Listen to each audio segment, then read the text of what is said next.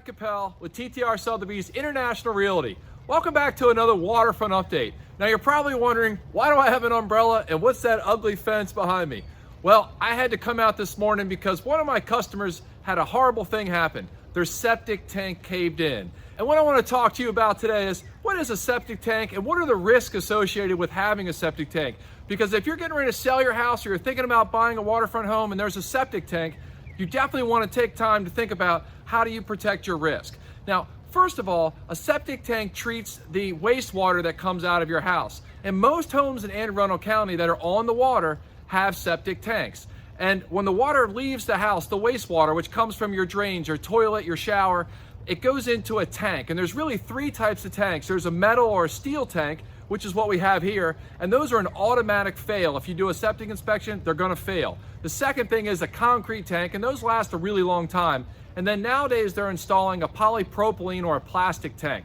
And then once all the liquids and the solids collect in the tank, the solids stay, and then the liquids go out to a drainage field or a dry well. And a drainage field is essentially just a trench that's full of gravel, and then there's a pipe that runs up the middle with holes, and it distributes the wastewater that comes out of the tank.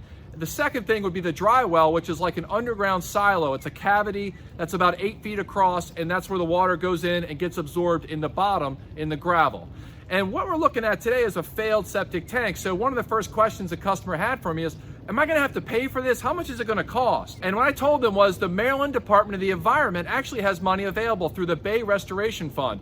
And the Bay Restoration Fund actually gets about $8 million a year, and then they allocate that money to people that live in the critical area zone that have failing septic systems. And what the money does is it goes towards the tank only portion of the septic tank, because what they want to have installed is what's called a BAT, a nitrogen reducing septic tank. And what that means is that there's media inside of the tank, and they actually blow air with the liquid across the media, which creates a bacteria-rich environment. And then the bacteria break down the nitrogen into gas, because when the nitrogen gets absorbed into the groundwater, that's actually where you get all the pollution in the bay, and it contaminates the environment. So you can actually apply and get a grant to fix your septic tank.